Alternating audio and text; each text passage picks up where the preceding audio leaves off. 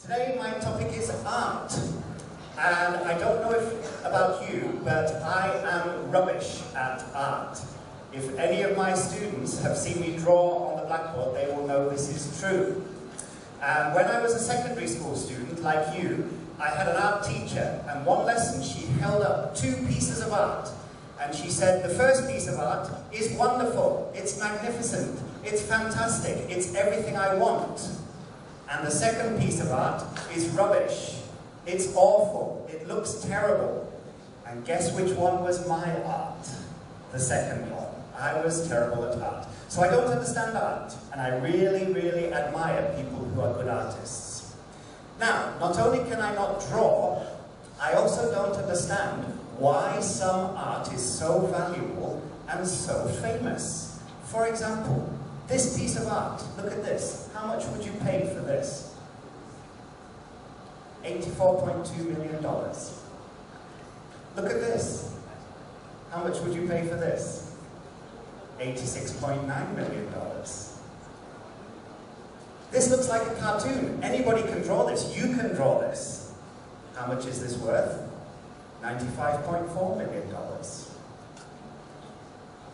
This looks like a little primary school kid has played with paint and made something. It looks messy. It looks terrible. It's worth $110.5 million. I don't understand. Look at this. A very thin man with 2 arms, 2 legs, very thin, very long. How much? $141.3 million. 3 pictures look very strange. Looks like somebody in the art class has just been playing. $142.4 million. This one here looks like a mess of colour. It's actually worth $179.4 million. And this beautiful picture, very colourful, very playful, is worth an amazing $0. So what makes some art very famous and expensive, and some art nothing? I don't understand. It could be that the artist is famous. Some of the pictures I just showed you were made by very famous people, so the art is valuable because of the painter. Could be it's connected to something in history in some way, some historical event, famous event. Could be the use of materials. Maybe the artist used paint and other materials in a very strange or unique way. Could be the artwork itself, the history of the artwork, where it has traveled, where it has been. Could be the previous owners. Maybe if your artwork was owned by somebody famous, it makes it more valuable. Could be the meaning of the work. The work itself has some very deep meaning which I can't understand, but which gives it a high price.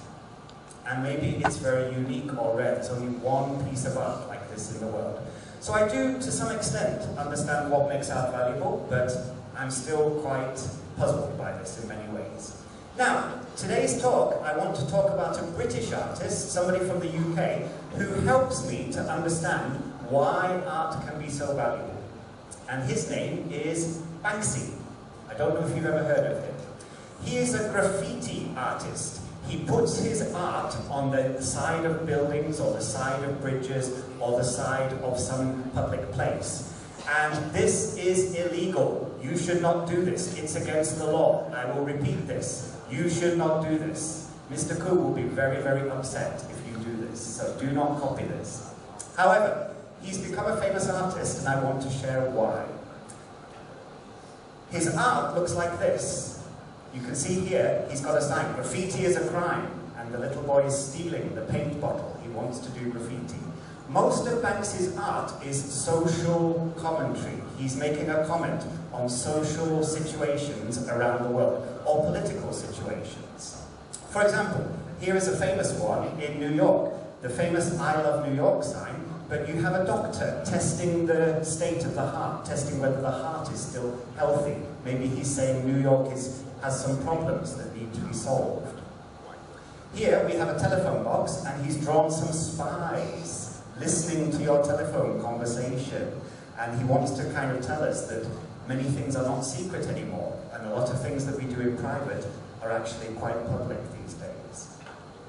Here we have a picture from Israel, Jerusalem, and there's a lot of fighting there, and usually in Jerusalem, in Israel, between Palestine and Israel, the soldiers check the little girls, the little boys, and the women and the children when they cross between Israel to Palestine. But here, he's having the little girl check the soldier. And he often goes to communities that are divided. Here we see a wall dividing two communities, and a little girl is expressing her hope that the two communities can be joined together again one day. She's floating a balloon across the wall. Or we have here two angels trying to pull the wall down to stop the communities being divided. And here we have a terrorist, but he's not throwing a bomb, he's throwing flowers. It's a sign of peace. Banksy wants peace. Banksy often goes to poor communities to show the plight of the poor, to show the plight of people who don't have much hope. So here we have a little girl, again with a balloon, but her balloon shows no future, very sad. Or here we have a community where there's a lot of violence between the community, and it hurts who? It hurts mostly the children. Here we have a sign, follow your dreams, and Banksy has painted a man who's put a sign across follow your dreams, which says cancelled. You cannot follow your dreams in this place. Very sad. Last time I talked about homeless people. Usually you see a sign on homeless people saying, give me your spare change. But here he's saying, keep your coins. I want change. I want a better society, a fairer society. Here we have a lady sweeping all the bad things in society under the carpet, trying to hide all the things that are bad in our world. And here we have a painting which seeks to show, I think, that we are all numbers. We are just a number in society. And here's another robot. We are just numbers as well. This painting here shows that many businessmen actually exploit common people in order to make a big profit, in order to get more money. And here is a little boy.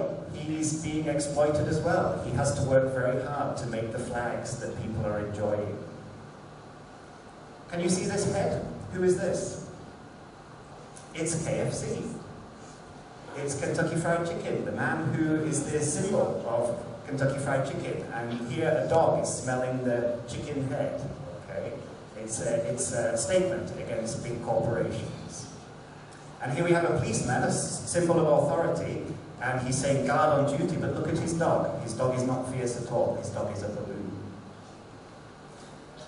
And here we have a lady looking at a water fountain, and a real lady is following her. Now, when Banksy does his art, he does it in secret. Nobody knows who this artist is. Nobody has ever seen this artist. Nobody knows who he really is, his real name. He does all his artwork, his graffiti art, in secret. And suddenly, sometimes people can wake up and they come outside their building and they see that Banksy has done some art on the side of their building or on their door. And then suddenly they become famous like this. And many tourists come to take a picture of the new Banksy artwork. So here's the one I showed you before of the spies listening to the telephone box. And can you see the neighbors, the people living in the house next door? They suddenly become famous, and maybe they can get some attention to their situation and their problems. And here is a Banksy artwork on the side of the restaurant, and the restaurant is trying to save this artwork so that they can perhaps make some money to help them stay open, because it's a restaurant that is failing. Now, Banksy is very much a social commentator, and he likes to talk about the power of big business and how that is corrupt. And you all know Disneyland, and you know a teacher in the school who loves Disneyland, okay, the happiest place on earth. Well, Banksy decided he would create something to show the opposite of this, and he created Dismaland, Banksy's bemusement park. Dismal, in English, means miserable, sad, awful. So his is an anti-Disneyland. Let's have a look. The unhappiest place on earth, Disneyland. And it's very popular. Lots of people queuing up to go there. What can we see in Disneyland? All the staff are miserable. You cannot work in Disneyland if you are happy. If you are happy, you don't get the job. To enter Disneyland, you have to go through very high security. And then when you get in there, everything is broken, everything is run down, everything is shabby. This is the castle, look at it, it's miserable. Look at the cartoon character. Everything is grey, everything is bleak, everything is miserable. Here's Mickey Mouse turning into a snake. And we have the story of Cinderella, a happy story in Disneyland, but in Disneyland it's a sad story, it's a tragedy. Cinderella has crashed her coach, and the paparazzi, the journalists, are all taking pictures of her. Not helping her, taking pictures of her. Terrible games, rubbish games to play. Awful black balloons, everybody looking miserable. Look at this, you can play this game of trying to catch a duck, but look at the ducks, they're living in polluted water. It's miserable. And you can drive a boat. This is a lot of fun, driving a motorized boat. But look at the boats, they're full of refugees and people are dying in the water. Banksy is trying to educate people about the problems in the world. This is a strange one. Here's a woman sitting on a bench being attacked by nature, being attacked by birds. You can sit next to her if you want a picture. So it's a very, very dismal place. And when you go there, you feel miserable. But he's trying to make a statement. He's trying to show that not everything in life is rosy and as cheerful as places like Disneyland. Now, I'd like to end by telling you a recent story. This is a picture we've just seen, the girl with the balloon. It's a very famous picture. It's famous because of Banksy. And recently, he sold this picture at auction. And this picture was bought by somebody for $1.4 million. Because it's by Banksy, because it's famous. But what happened next? After the painting was sold, Banksy had secretly put some knives in the frame of the picture. And as soon as the picture was sold, he operated the knives remotely, and the picture started destroying itself. It started shredding itself. And I'd just like to show you a short video of this happening. This was a big story in the news a couple of weeks ago.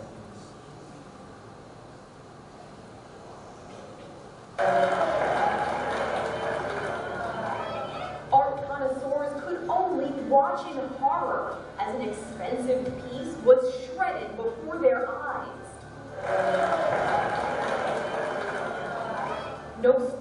Okay, so that he destroyed his own painting.